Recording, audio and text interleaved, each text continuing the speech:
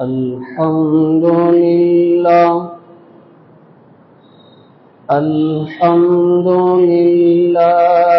رب العالمين والعاقبة للمتقين والصلاة والسلام على سيد الأنبياء والمرسلين خاتم النبيين سيدنا محمد وعلى آله وأصحابه أجمعين. أما بعد، فعن أبي تميم الداري رضي الله وعن تميم الداري رضي الله عنه قال: قال رسول الله صلى الله عليه وسلم: الدين النصيحة. قلنا: لمن يا رسول الله؟ فقال رسول الله صلى الله عليه وسلم: لله ولكتابه ولرسوله ولأئمة المسلمين وعامتهم، أو كما قال صلى الله عليه وسلم. معزز سامعین اکرام، السلام علیکم ورحمۃ اللہ وبرکاتہ.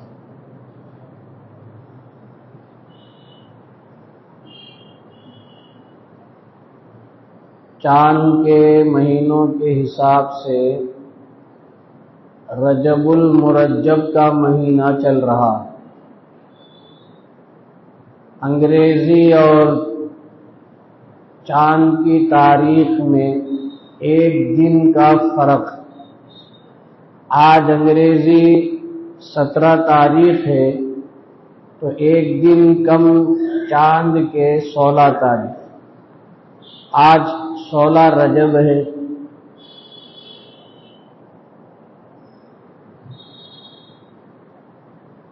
رجب کے مہینے میں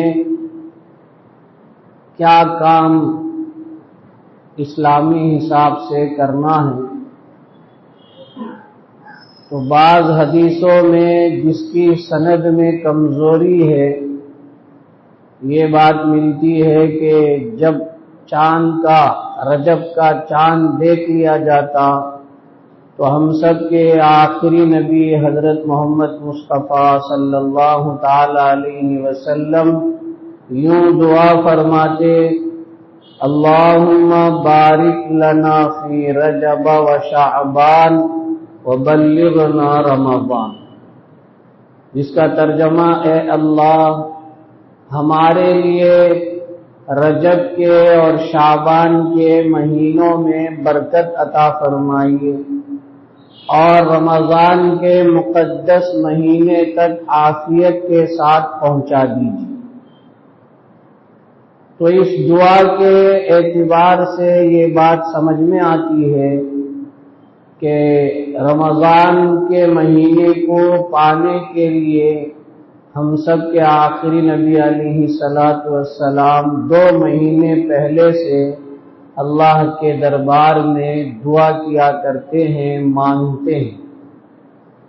تو یہ پیغمبر کا طریقہ دعا کا مانگنا ہمارے لیے عبرت اور سبق ہے کہ ہم بھی اسی طرح دل دماغ سے رمضان کی تیاری میں اللہ سے دعا کریں کہ اللہ ہمیں بھی رمضان تک عافیت سے پہنچا دے. اس کے علاوہ رجب کے مہینے میں پورے قرآن کریم اور احادیث مبارکہ پر جب ہم نظر دوڑائیں دیکھیں تو ایک اور چیز حدیثوں کے ذریعے سے ہم کو ملتی ہے، اور وہ ہے معراج، جس کو شب معراج کہتے ہیں، معراج کی رات۔ نبی اکرم علیہ الصلوۃ والسلام کو اللہ تبارک و تعالی نے زمین سے آسمان کے اوپر اپنے پاس بلایا، ایسے وقت میں جس وقت ہم سب کے آخری نبی حضرت محمد مصطفیٰ صلی اللہ علیہ وسلم پر لگاتار پے در پے مسلسل آزمائش کے پہاڑ ٹوٹے جا رہے ہیں۔ سب سے زیادہ عزیزہ زوجہ محترمہ ام المؤمنین حضرت مائی جان خدیجۃ الکبریٰ رضی اللہ عنہا کا انتقال، جس سے آپ کو بڑا صدمہ ہوا۔ پھر اسلام نہ لانے کے باوجود ہر طرح سے حضور کے لیے تعاون کرنے والے، مدد کرنے والے حضور کے چچا ابو طالب کا انتقال، اسباب کے درجے میں یہ حضور کے لیے دیوار بن کر سہارا اور سپورٹ بنے رہے۔ جب ان کا انتقال ہو گیا تو حضور کو صدمہ ہوا۔ پھر نبی اکرم علیہ الصلوۃ والسلام حبشہ کی طرف، طائف کی طرف چلے، چونکہ وہاں کے لوگوں کو اسلام کی دعوت دے، اگر وہ اسلام قبول کر لیتے ہیں تو بڑا فائدہ ہوگا، اس خیال سے طائف تشریف لے گئے، لیکن وہاں کے لوگوں نے نہ بات سنی، بلکہ اس درجہ پیغمبر علیہ السلام کو تکلیف پہنچائی کہ پتھروں سے حضور کو مارا گیا، جسم لہو لہان ہوا۔ فرشتے جوش میں آئے، کہنے لگے کہ آپ کا ایک اشارہ کافی ہے، ہم اس طائف کے پہاڑوں کے درمیان رہنے والے جنہوں نے آپ کا اس طرح سے معاملہ کیا، ہم دونوں پہاڑوں کو ملا دیں گے، یہ پس کر رہ جائیں گے، آپ اشارہ اور حکم فرما دیجیے۔ حضور نے فرمایا کہ بھئی یہ ہم کو جانتے نہیں، اس لیے ایسا معاملہ کر رہے ہیں، آئندہ ان کی نسل ایمان کی دولت سے مالا مال ہوگی۔ تو اس طائف کے سفر سے پیغمبر کو بڑی تکلیف ہوئی۔ کتابوں میں ہے کہ ایک مرتبہ ہم سب کے آخری نبی علیہ الصلوۃ والسلام بیٹھے تھے غمگین، کسی نے پوچھ لیا کہ آپ اتنا زیادہ غم میں کیوں ہیں؟ حضور نے فرمایا کہ مجھے طائف کا واقعہ بھولا نہیں جاتا، یعنی اتنی تکلیف لوگوں نے پہنچائی۔ تو اس کو کہتے ہیں، یہ جو واقعات جی حضرت خدیجہ رضی اللہ عنہا کا انتقال، ابو طالب کا انتقال، طائف کا یہ واقعہ، ہم تاریخ کی کتاب پڑھیں گے تو معلوم ہوگا کہ ایک ہی سال میں یہ سب واقعات مسلسل پیش آئے۔ اسی وجہ سے تاریخ کی کتابوں میں، حدیث کی کتابوں میں، چونکہ یہ غم پریشانی مسلسل ایک ہی سال میں پیش آئے ہیں، تو اس کو عربی میں عام الحزن کہا جاتا ہے، غم کا سال، جس میں حضور کو لگاتار غم پیش آتا ہے۔ ایسے موقع پر، ایسی حالت میں جبکہ حضور ٹوٹے ہوئے تھے، انسان تھے، انسان ہونے کی حیثیت سے حضور مغموم تھے، غم زدہ تھے، تو اللہ رب العزت نے اپنے پیارے کے غم کو ہلکا کرنے کے لیے، ان سے دلجوئی کرنے کے لیے فرش سے عرش پر بلایا اور ایسے تحفوں سے نوازا جس سے پیغمبر علیہ السلام ان ساری تکالیف کو بھول گئے۔ ایسا ہوتا ہے جب آدمی غمگین ہوتا ہے، کوئی رشتہ دار یا کوئی چاہنے والا اس کو کہیں لے کر جاتا ہے، کھلاتا ہے، پلاتا ہے، کچھ گفٹ کرتا ہے، کچھ تحفے تحائف دیتا ہے، ادھر کی بات کرتا ہے، تو وہ صاحب غم والا اپنا غم بھول جاتا ہے، اسے ذرا ریلیکس ہو جاتا ہے، تسلی ہو جاتی ہے۔ تو ہمارے آقا ہم سب کے نبی حضرت محمد مصطفیٰ صلی اللہ علیہ وسلم کا اتنا غم وزنی تھا کہ دنیا کے لوگ اس غم کو ہلکا نہیں کر سکتے تھے۔ پیغمبر کی اس تکلیف کو دنیا کا کوئی انسان دور نہیں کر سکتا تھا، اس لیے خود خالق کائنات نے اپنے لاڈلے حبیب کے غم کو، تکلیف کو دور کرنے کے لیے، چونکہ اللہ کے علاوہ کوئی اس غم کو دور نہیں کر سکتا تھا، تو اللہ نے اپنے حبیب کو اپنے دربار میں طلب کر لیا۔ یہ جو واقعہ پیش آیا، اس واقعے کو معراج کہتے ہیں، اور معراج کا معنی ہے سیڑھی کے، چونکہ اس میں پہلے یہاں سے مکہ مکرمہ سے مسجد اقصی، پھر وہاں سے آسمان 1 2 3 7 آسمان، پھر اس سے بھی آگے اور سدرۃ المنتہا کے پاس حضرت جبریل ساتھ رہے، اس کے بعد کہہ دیا کہ اس کے بعد صرف آپ ہی جا سکتے ہیں۔ اس طریقے سے یہ واقعہ پیش آیا، اور اس واقعے کے خلاصہ کے طور پر اللہ نے جو تحفہ عطا فرمایا وہ یہ تحفہ تھا کہ آپ کی امت میں جو بندہ شرک کیے بغیر اس کی موت ہو جائے گی تو ہم اس کی مغفرت کا وعدہ کریں، شرک نہ ہو، اللہ کے ساتھ کسی کو شریک نہ کرتا ہو، تو پھر وہ ایمان اور اسلام کی حالت میں اس کی موت آ جائے تو جنت میں ہم اس کو داخل کریں۔ تو پیغمبر بہت خوش ہو گئے۔ ایک تحفہ یہ تھا، سورہ بقرہ کی چند آیتیں تحفے میں پیش کی گئی جس میں مغفرت اور بخشش اور رحمت کے پیغام، اور ایک تحفہ یہ تھا کہ اللہ کی طرف سے کہ اس امت یعنی امت محمدیہ کے لیے روزانہ دن اور رات میں 50 نمازوں کو فرض کر کے ایک تحفہ پیش کیا گیا۔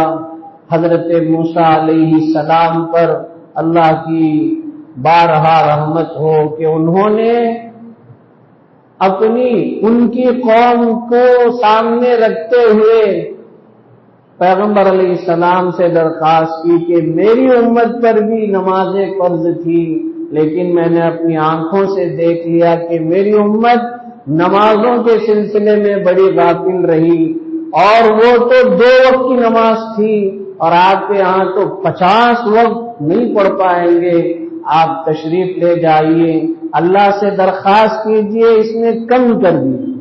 تو یہ سلسلہ ہوتا رہا، آخر 5 نمازیں رہ گئی، تو پھر بھی حضرت موسیٰ نے کہا کہ نہیں اور کم کرائیے، تو حضور نے منع کر دیا کہ اب مجھے جانے کے لیے ہمت نہیں، میں مناسب نہیں سمجھتا ہوں۔ پھر اس کے بعد اللہ کی طرف سے اعلان ہوا کہ اے نبی، جو بندہ بندی 5 نمازیں اہتمام سے پڑھے گا اسے 50 نماز پڑھنے کا ثواب ملے گا۔ اللہ اکبر، چونکہ اللہ کے پاس 50 نمازیں متعین تھے، اس لیے جو 5 نمازیں پڑھے گا انعام کے طور پر 50 نمازوں کا ثواب ملے گا۔ تو یہ شب معراج کی رات یہ تحفہ لے کر پیغمبر تشریف لائے۔ ایک ہی رات میں پورا واقعہ، لمبا واقعہ پیش آیا۔ اب پیغمبر علیہ السلام دنیا میں آنے کے بعد یہ واقعہ صدیق اکبر رضی اللہ عنہ کو سنایا، تو انہوں نے بلا کسی شک و شبہ کے اس کو تسلیم کیا، سچا مانا، تو پھر ان کو صدیق کا لقب ملا۔ اس طریقے سے مکہ کے لوگوں نے بہت سارے شبہات کھڑا کر دیے، اور یہودیوں کے ساتھ مل کر انہوں نے کہا کہ حضور سے جب انہوں نے مسجد اقصی دیکھا، فلاں دیکھا، کہہ رہے ہیں وہاں کے نقش و نگار، وہاں کی حالت کو پوچھئے، تو پھر پیغمبر علیہ السلام نے سب سنایا۔ اس طریقے سے اس واقعے کی صداقت ہوئی کہ یہ رجب کے مہینے میں معراج کا یہ واقعہ پیش آیا۔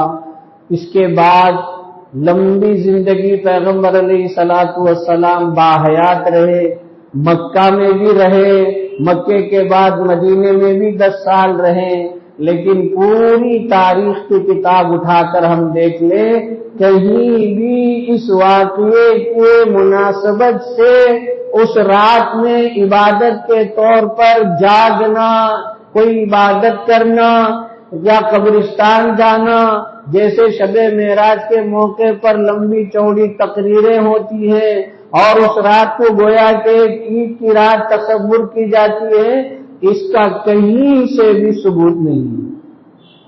شب معراج یقیناً بہت بڑی رات ہے، لیکن اس رات کو پیغمبر علیہ السلام کی زندگی میں کئی مرتبہ آ گئی، لیکن حضور سے کوئی خاص عمل اس رات میں ثابت نہیں۔ لیکن آج بھی کچھ لوگ ہیں جو شب معراج کے سلسلے میں بڑی عقیدت رکھتے ہیں، اور اس سلسلے میں پتہ نہیں کیا کیا وہ اپنے آپ کے ذہن میں خیال میں اعمال کو کر جاتے ہیں۔ اس کا قرآن و حدیث سے کوئی لینا دینا۔ ایک طرف یہ ہے، دوسری طرف کچھ کچے ذہن کے لوگ اب بھی پائے جاتے ہیں، وہ سوال بھی کرتے ہیں ہر سال رجب کے مہینے کے کتنے روزے ہیں۔ ایک صاحب پوچھتے ہیں 3 روزہ ہے یا 1 روزہ ہے۔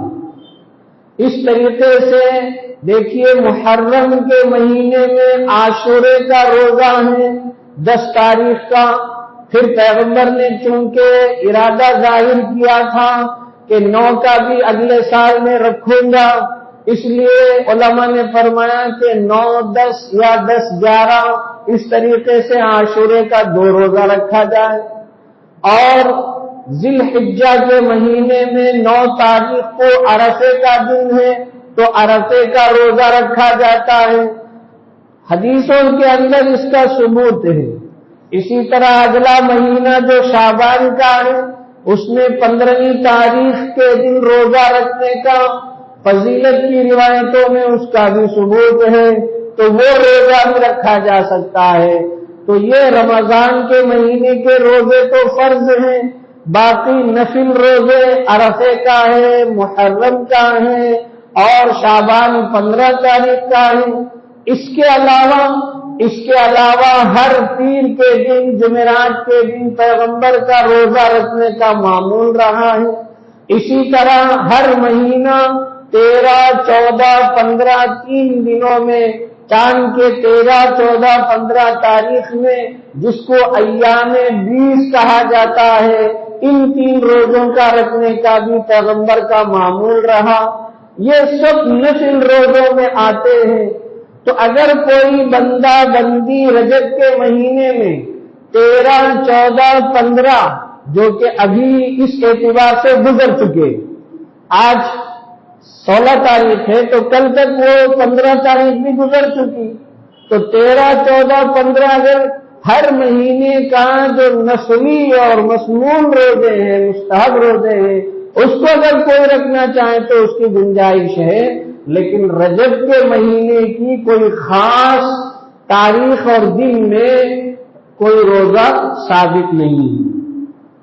بعض کچے ذہن کے میں نے جو کہا 16 سیدان کا روزہ، جی 16 سیدان کا روزہ، ایک صاحب تھے، ان کا انتقال ہو گیا، اللہ ان کی مغفرت فرمائے۔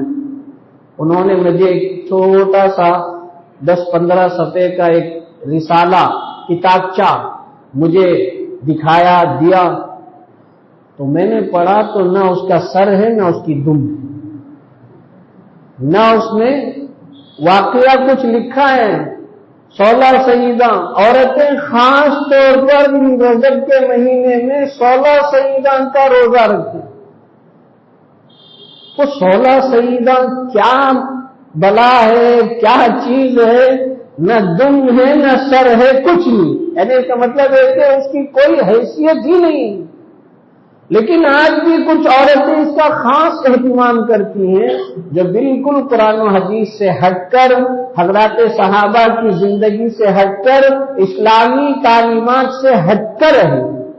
ایسے فضول اور بکواس قسم کے واقعات کو سامنے رکھ کر روزہ رکھنا، اس سے نفع کے بجائے عقیدہ خراب ہونے کی وجہ سے گناہ ہو.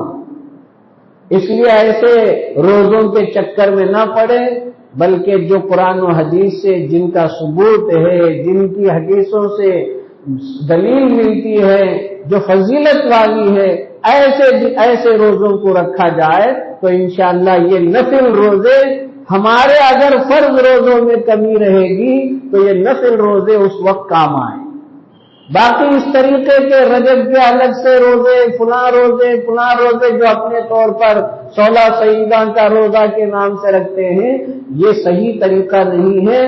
مردوں کو چاہیے کہ اپنی عورتیں اگر روزہ رکھ رہی ہیں تو معلوم کریں کہ بھئی یہ روزہ کیا ہے، کس بات پر رکھی جا رہی ہے.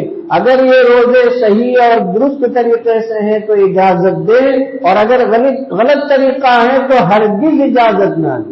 مردوں کی ذمہ داری ہے. اللہ تعالی ہم سب کو اس رجب کے مہینے میں جو صحیح معنوں میں کرنے کے کام ہیں ان کاموں کو کرنے کی توفیق عطا فرمائے. اس کے علاوہ جو بلا وجہ بے ضرورت اپنے طور پہ جو گھڑ لیے ہیں، ایسے کاموں سے اللہ سب کی حفاظت فرمائے. میرے دوستو بزرگوں، اس وقت ہمارے سامنے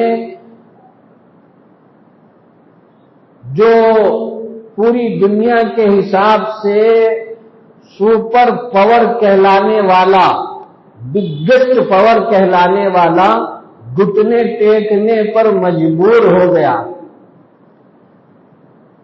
جس علاقے میں آگ لگی اس علاقے میں پانی ختم ہو گیا.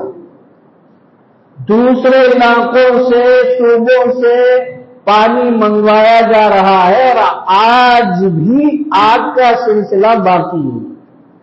اور اللہ کی عجیب قدرت ہے کہ ہوا کبھی کم ہوتی ہے تو کبھی زیادہ، اور آگ کو ایک جگہ سے دوسری جگہ لے جانے میں بڑی تیزی کے ساتھ ہوا اپنا کام کر رہی ہے. میرے دوستو بزرگوں، اس وقت اس چیز کو دیکھ کر عام مسلمان کیا کریں؟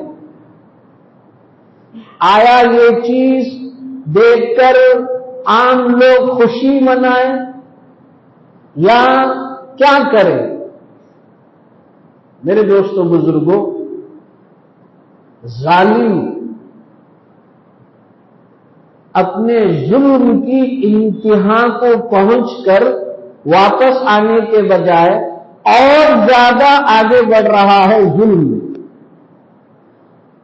ابھی 2 دن قبل غزہ کی حماس کی جنگ بندی کا باقاعدہ معاہدہ ہوا، لیکن اس ظالم نے کل پھر سے ایک علاقے میں غزہ کے اتنی شدید بمباری کی کہ 80% لوگ شہید ہو گئے، جس میں 25 کے قریب بچے تھے. کسی نے سوال کیا کہ بھئی جنگ بندی کا اعلان ہو گیا تو پھر یہ کیا کام کیا؟ تو اس ظالم نے کہا کہ اتوار کے دن سے جنگ بندی کا معاہدہ ہے، اس لیے ابھی دن باقی ہے، ہم اپنا یہ بردریت کا کام کرتے رہیں گے، درندگی کا کام کرتے رہیں گے. اللہ اکبر. ایک طرف جنگ بندی کا معاہدہ ہونے کے باوجود ظلم کی انتہا کر رہا ہے، اور دوسری طرف سپر پاور کہلائے جانے والے ملک کے علاقے میں، اور ایسا علاقہ جو پوری دنیا کا مرکز رہا ہے دنیاوی اعتبار سے، ایک دم بگیسٹ ایریا ہے، ہالی ووڈ ہو، پتہ نہیں کیا کیا ہے۔ میرے دوستو بزرگوں، جب کبھی بھی اللہ کی طرف سے کوئی پکڑ، کوئی شکل نکلتی ہے تو عام مسلمانوں کو بجائے خوشی منانے کے عبرت حاصل کرنا ہے، سبق لینا ہے۔ اب یہ اللہ کا عذاب ہے نہیں ہے، اس میں ہمیں جانے کی ضرورت نہیں ہے۔ ایک حالت آئی ہے جیسے غزہ پر سال سے زائد عرصے سے ایک حالت گزر رہی ہے۔ ابھی یہ چند دن کی بات ہے کہ اللہ نے اپنی ایک جھلک کا 100واں حصے میں سے ایک حصہ دکھایا بس۔ اللہ نے اپنی پوری قدرت کا مظاہرہ نہیں کیا ہے۔ اگر اللہ اپنی پوری قدرت کا مظاہرہ کرتے تو پوری دنیا خاکستر ہو جاتی، جل کر راکھ ہو جاتی۔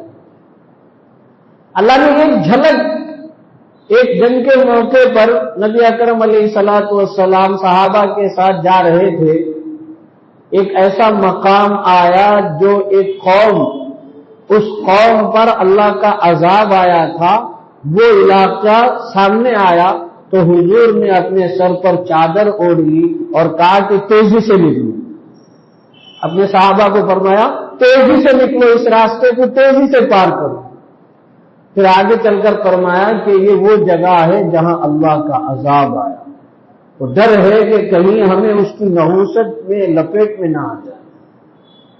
تو یہ حضور کا عمل ہم کو بتاتا ہے کہ جب کبھی کہیں ناگہانی واقعہ پیش آ جائے، زلزلہ آ گیا، طوفان آ گیا، آندھی آ گئی، یا اس طریقے کی آگ کی لپیٹ میں نقصان ہو گیا، تو ہمیں خوشی منانے کی ضرورت نہیں۔ ہمیں سبق لینا ہے کہ اللہ کا یہ قہر، اللہ کی یہ پکڑ کہیں بھی کسی بھی جگہ ہو سکتی ہے، یہ نہیں کہ صرف کسی ایک خاص علاقے کے لیے۔ اس لیے کہ قرآن کریم میں اللہ تعالیٰ فرماتے ہیں وَاتَّقُوا فِتْنَةً لَا تُصِيبَنَّ الَّذِينَ ظَلَمُوا مِنكُمْ خَاصَّةً، اے لوگوں اس اللہ کی پکڑ اور آزمائش سے بچو جو صرف تم میں کے ظالموں کو نہیں پہنچے گا، بلکہ ظالموں کے اطراف رہنے والے بھی اس کی لپیٹ میں، اس کی پکڑ میں آ سکتے ہیں۔ اس لیے میرے دوستوں بزرگوں، اس وقت مجھے اور آپ کو، پوری امت کو اللہ کی پکڑ سے ڈرنے کی ضرورت ہے۔ کیا ہم ایسی زندگی گزار رہے ہیں جیسے اللہ کو مطلوب ہے، اللہ کو پسند ہے؟ کیا ہم پانچوں نمازیں اہتمام سے پڑھ رہے ہیں؟ کیا ہم اپنے مال کی زکات نکال رہے ہیں؟ کیا حج واجب اور فرض ہونے کے بعد بھی ہم نے حج کو ادا کیا یا نہیں کیا؟ کیا اپنی بیویوں کے حقوق ہم نے ادا کیے؟ کیا عورتیں پردے کے ساتھ باحیا ہو کر، پاک دامن ہو کر زندگی گزار رہی ہیں؟ کیا ہم سودی معاملے سے بچے ہوئے ہیں؟ کیا ہم جھوٹ، غیبت، چغلخوری سے بچے ہوئے ہیں؟ ان ساری چیزوں کو ہم دیکھیں اور سوچیں کیا میں اللہ کی پکڑ کا مستحق ہوں یا اللہ کے عذاب کے بجائے رحمت کا مستحق ہوں؟ ہر آدمی اپنے اعتبار سے سوچے۔ آج کسی اور چیز کو دیکھ کر خوش ہونے کی ضرورت نہیں ہے، بلکہ اپنی زندگی میں عبرت اور سبق حاصل کرنے کی ضرورت ہے کہ جس خدا نے آج وہاں آگ جلائی ہے، اس کے لیے کیا مشکل ہے کہ اگر ہم نے نافرمانی کی، ہم نے ناقدری ناشکری کی، تو کیا وہ اللہ ہماری پکڑ نہیں فرمائیں گے؟ کیا اللہ ہمیں گرفت نہیں فرمائیں گے؟ آج مجھے اور آپ کو اپنی زندگی کا محاسبہ کرنا ہے، ایک ایک سیکنڈ ہمارا مرحلے سے گزر رہا ہے اس پر توجہ کرنے کی ضرورت ہے۔ یہ واقعات، یہ آزمائشیں، یہ پکڑ، یہ ساری چیزیں عام انسانوں کو عبرت دلانے کے لیے ہیں، موعظت ہے، سبق ہے، اس کے علاوہ کچھ نہیں ہے۔ ان فی ذالک لعبرۃ لمن یخشی، اللہ نے قرآن مجید میں فرمایا ان چیزوں میں عبرت ہے، سبق ہے، لمن یخشی، جو اللہ سے ڈرتا ہے، جسے اللہ کا ڈر ہے، خوف ہے، وہ ان واقعات سے، ان چیزوں سے، ان حالات سے سبق لیتا ہے اور اپنے آپ کو ٹھیک کرتا ہے، اپنی زندگی کو اللہ کی بندگی میں لگاتا ہے، حقوق اللہ کے ہوں، حقوق بندوں کے ہوں، صحیح ادا کرنے کی پوری کوشش اور فکر مند ہوتا ہے۔ یہی ان واقعات کا خلاصہ اور سبق۔ اللہ مجھے اور آپ کو اللہ کا خاص مطیع و فرما بردار بندہ بننے کی توفیق عطا فرمائے۔ وآخر دعوانا الحمدللہ۔